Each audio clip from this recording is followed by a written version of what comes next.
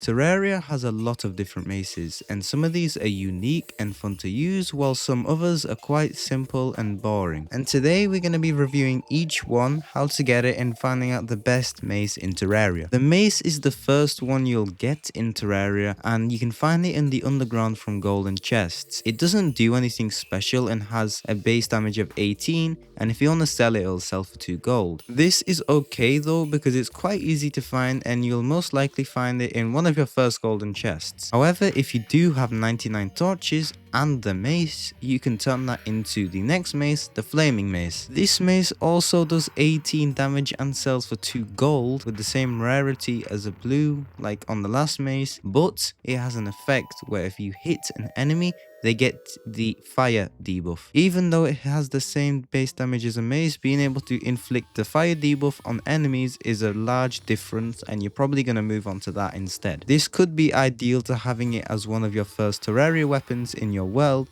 since it can inflict the fire debuff on multiple enemies since it can penetrate. You could maybe use this on the Eye of Cthulhu, but you'd probably find an alternative to that by then. There is one downside, however, to having Flaming Mace, and it's if it lands in the water when you use it or spin it around, then the fire just goes out, and that can be a little annoying sometimes. But of course, if you use it when you're out of the water, it will be relit again. Later on in Terraria, when you progress a little, you'll find yourself being in the Crimson or Corruption, particularly the underground areas. If you're in the Corruption and you destroy a Shadow Orb, or you fish up a Corrupt Crate, that's by fishing in the Corruption, you can obtain a mace called the Borlow Hurt. This does 30 damage and sells for 54 silver, and it's a big upgrade from the Flaming Mace. This would be really good if you're fighting worm type enemies like the Eater of Worlds, since it damages multiple segments at once like a normal mace. The Crimson Flail counterpart of the Borlow Hurt is the Meatball. However, with this one you can craft it and loot it. You can craft it with 10 Crimtane bars that you mine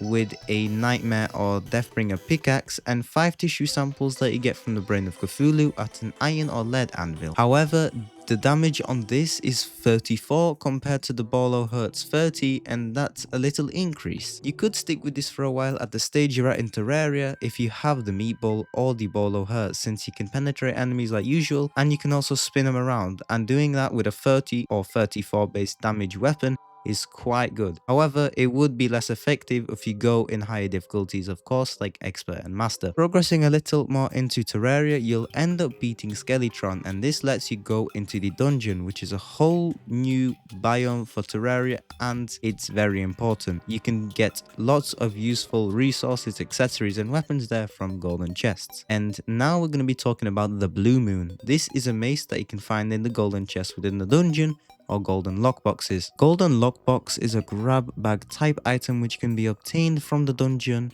or stockade crates. And in pre-hard mode, by fishing in the dungeon, you can get a crate called the Dungeon Crate. You can get a few normal resources like some books, some coins, and some ores, but you can also get the golden lockbox from here. You can also get the golden lockbox from the stockade crate, and that's also where you can get the Blue Moon from. The Blue Moon has a base damage of 54, and that's a lot more than the Borlow Hurt or the Meatball. It emits a little light around it when you use it. You have a 14.29% chance to get it, and it is quite effective. If you get lucky in pre-hard mode and you kill a cave bat, they have a 0.4% chance to drop the chain knife. Now this isn't a mace, but it acts as a mace, and it has 12 damage, and you can sell it for 25 silver. The only difference from this and a mace is that the attack button cannot be held to wield it continuously. In the dungeon, you can obtain a key called the Shadow Key from the golden chest, and you can get golden keys from the normal wooden chest near the top of the dungeon. Using a Shadow Key in the Underworld lets you open those purple cool chests, and you can get insane loot from them, and one of the items you can get from it is called the Sun Fury. It's a mace that emits light when thrown, and it has a chance to inflict the fire debuff. You can also get it from the obsidian lockboxes or the obsidian crates and hellstone crates. You get an obsidian lockbox from the crates, and you get an obsidian crate from fishing in pre-hard mode in the lava, and a hellstone crate from fishing in hard mode in the lava. Getting obsidian lockbox is 100%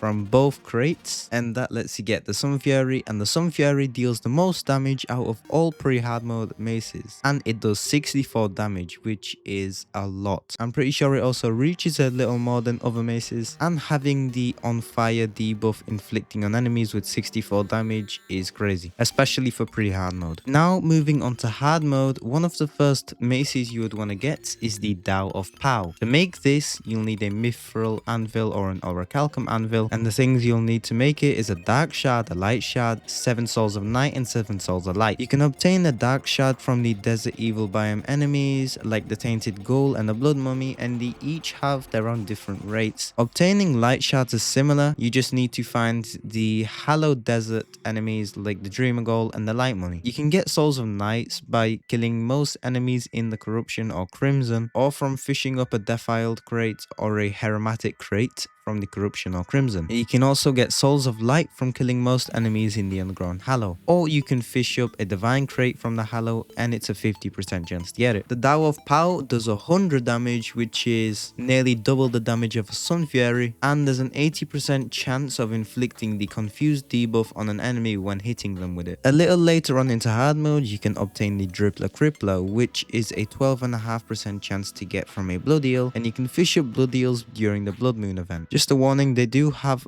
quite a lot of health. In classic they have 6,000, in expert they have 12,000, and in master they have 18,000. The Drippler Crippler does 110 damage and you can sell it for 4 gold. Also, if you do throw the Drippler Crippler after spinning it, it also fires a projectile doing half of the base damage, so it does 55 damage. When you're around halfway through hard mode, there's a 14.29% chance for Plantera to drop the Flower Pow. The Flower Pow is a mace that has 130 base damage and it sells for 6 gold. It has the unique ability to shoot petals towards enemies. It will launch the petals at a steady, rapid pace for as long as you're using the attack button and there are unobstructed targets to shoot at. Dropping the flailhead to the ground mid-throw will cause the fire rate of its petals to increase drastically. After defeating the Wall of Flesh, you can fish up a wooden crate or a pearlwood crate and you can get the Anchor.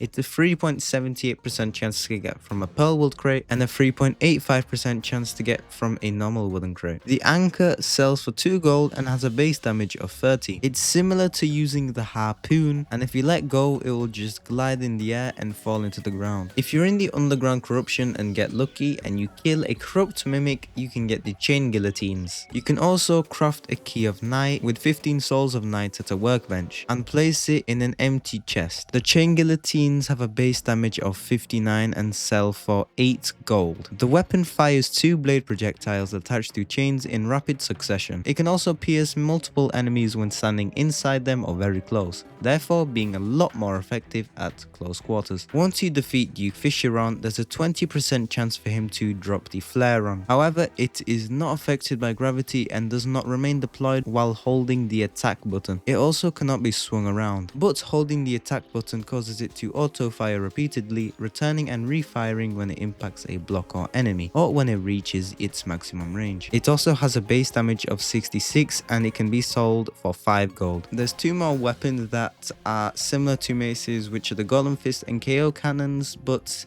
it seems a bit weird to count it as a mace, so I'm not gonna talk about it. Thank you everyone for watching. If you did enjoy or want more content like this, make sure to like and subscribe. And if you have any more thoughts or suggestions, make sure to leave them down in the comments below.